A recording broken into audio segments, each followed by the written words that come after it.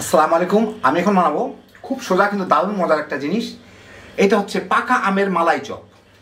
অনেক কিছু দিয়ে আমরা মালাই চপ বানাই, চিন্তা করলাম পাকা আম দিয়ে একটু বানায় দেখি কী অবস্থা। খাইতে খুবই মজা লাগে, দেখতে যেমন সুন্দর, খাইতে তার থেকেও বেশি মজা। ঝটপট তৈরি করে ফেলতে পারবেন ঘরে থাকা জিনিসপত্র দিয়েই, যে কোনো সময় বানায় ফেলতে পারেন। সামনে আবার কোরবানি ঈদ আসতেছে, মানে আমাদের ঈদুল আজহা, তার জন্য এখন থেকে একটু প্র্যাকটিস করে রাখতে পারেন বানায় টানায়, ওই সময় হয়তো বানাইতে পারেন। আম তখনও থাকবে বাজারে। তো আসেন দেখি শুরু করা যাক। আমি এখানে 1 কেজি আম কিনে চিপের রসটা বের করে চেলে নিচ্ছি একদম মিহিন করে, যে দেখেন কোনো যাতে আশটাশ না থাকে। এখন আমি এটাকে চুলাটা জ্বালা জাল দিয়ে বলক এনে এটাকে আমার নেড়ে চেড়ে রাখতে হবে বলক আসা পর্যন্ত। তারপরেও এটাকে আমি কমায় একটু ঘন করে নিব, ধরেন অন্তত 3 ভাগের 1 ভাগ অবস্থায় যাতে আসে। এটা ক্ষীরের মতো করে নিব আর কি, একটু শক্ত শক্ত ক্ষীরের মতো। আর এই আমটা যথেষ্ট মিষ্টি ছিল, সেই জন্য আমি এর মধ্যে চিনি দিলাম না। আপনাদের আম যদি কম মিষ্টি থাকে তাহলে চিনি দিয়ে দিতে পারেন, তবে খেয়াল রাখবেন এটা কমার সাথে সাথে কিন্তু মিষ্টত্ব আরও বেড়ে যাবে। খালি পানিটা তো বাষ্পীভূত হবে, বাকি জিনিস রয়ে যাবে, সেই জন্য মিষ্টি আরও বেড়ে যাবে। সেজন্য প্রথমেই খুব বেশি মিষ্টি দিতে দেন না। যাই হোক, এটা আমি কমাইনি। এইটা ফুটে ওঠার সাথে সাথে কিন্তু ছিটতে থাকে, সেই জন্য আমি একটা ঢাকনা দিয়ে এইভাবে নেড়ে দিব নিচ থেকে, যাতে বেশি ছিটে চতুর্দিকে গায়ে না লাগে আর কি। 10-12 মিনিট জাল দিয়ে এইটা যখন প্রায় 3 ভাগে 1 ভাগ হয়ে গেছে, এখন চুলাটা বন্ধ করে দিই। কারণ এইটা ঠান্ডা হইলে আরও ঘন হয়ে যাবে, আর একটু কালচে লালচে টাইপের হয়ে যাবে আর কি। এখন এটাকে আমি ঠান্ডা করে নিব। আমি এখানে 1 লিটার দুধ নিচ্ছি, প্যাকেটের দুধ। এর মধ্যে আমি আধা কাপ গুঁড়া দুধ দিব, সিকি কাপ 1/4 কাপ মাওয়া গুঁড়া করে রাখা, ভালো মতো মিশাই নিই। মাওয়া না থাকলে 1 কাপ গুঁড়া দুধ দিয়ে দিবেন।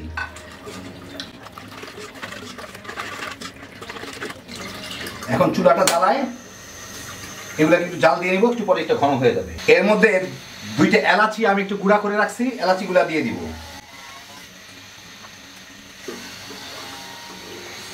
বড় বাসা 4-5 মিনিটের মধ্যে এটা যথেষ্ট ঘন হয়ে যায়। আপনারা বুঝতে পারতেছেন না, যায় না, এর মানে এই বাবলগুলা দেখেই বুঝতে পারতেছেন। এখন এর মধ্যে আমি আধা কাপ চিনি দিয়ে দিব। চিনি দিয়ে একটু পাতলা হয়ে যাবে, একটু জাল করে নেব। চিনি দেওয়ার পরে মিনিট 2 জাল দিয়ে আমি এখন চুলাটা বন্ধ করে দিই। হয়ে গেল। একটু ঠান্ডা হলে আমি এটা ইয়ের মধ্যে ঢেলে নিব মালাই চপগুলার উপরে। আমি পাউরুটি নিয়ে পাউরুটিটাকে মাঝখান থেকে এইভাবে কোনো কিছু দিয়ে একটা কেটে নিবে, এভাবে গোল গোল করে।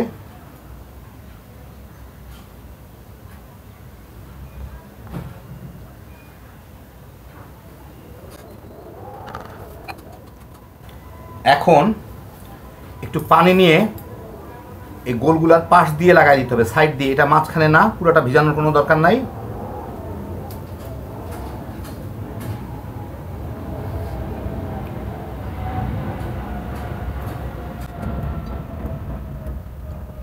দুইটা দিয়ে লাগা নিলাম। এখন আমি যে আমের পুরগুলা করছি, সে আমের পুর থেকে যথেষ্ট পরিমাণ পুর নিয়ে মাঝখানে দিয়ে দিব।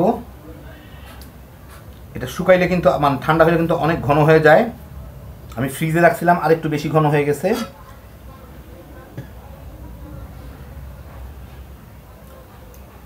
এখন এইটাকে এইটার উপর দিয়ে এটাকে আমি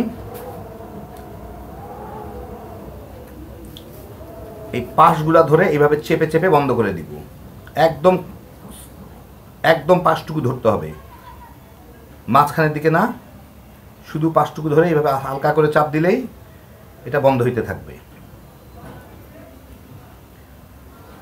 পুর বের হয়ে গেলে ঢুকাই দিই একটু।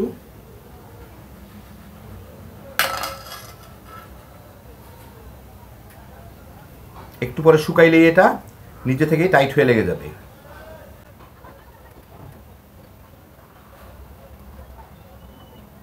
ব্যাস, এই দেখেন হয়ে গেল।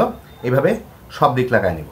এই যে এগুলো একটু ফাঁক হয়ে থাকলেও কোনো অসুবিধা নাই, একটু পরে চাপ দিলেই লেগে যাবে, অথবা ওইটা তেমন কোনো ক্ষতিবৃদ্ধি হবে না।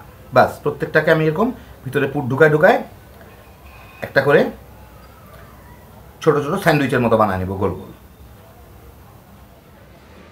তো মালাইটা একদম কুসুম কুসুম গরম থাকতে প্রায় ঠান্ডা হয়ে গেছে। আমি একটা প্লেট নিয়ে তার মধ্যে একটু মালাই দিয়ে দিব।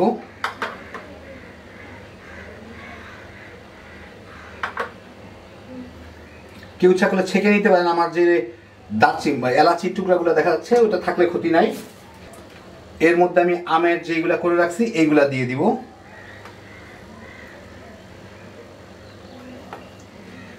উপর থেকে ঢেলে না দিয়ে এভাবে দিলে তলের দিকটাও লাগে আর কি, অনেক সময় তলের দিকটা লাগতে চায় না।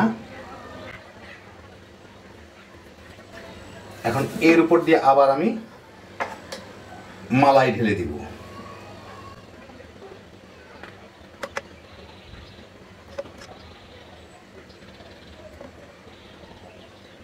দিলাম। এখন এটাকে আমি 2-3 ঘন্টা রেখে দিব, এটা যাতে মোটামুটি ভাবে মালাইটাকে চুষে একটু ফুটতে পারে আর কি।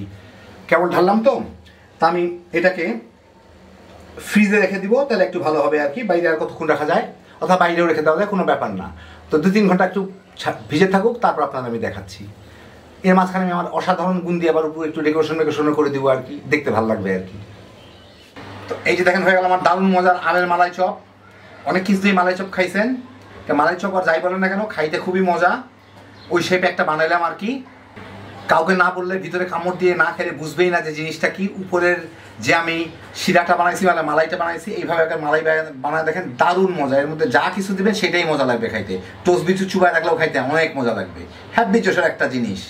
তো দেখেন কত সহজে তৈরি করে ফেললাম। কারণ আপনারাও দেখে গেলেন, খালি বানাইবেন আর তামা করে খাই ফেলাইতে পারবেন। আবার অনেকে জানতে চাবেন ভিতর দিকটা কেমন হলো। এই যে আমি একটু কাটছিলাম, আপনাদের দেখা দিই ভিতর দিকে এরকম, ভিতরে আমের পুর দিছি, আমি দেখা যাবে, আর তো কোনো কিছু দেখা যাবে না। তো দেখেন কত সহজে বানায় ফেললাম। আল্লাহ আপনাদের সবাইকে ভালো রাখুন, সুস্থ রাখুন, নিরাপদে রাখুন। ইনশাআল্লাহ বেঁচে থাকলে আবার দেখা হবে। আল্লাহ হাফেজ।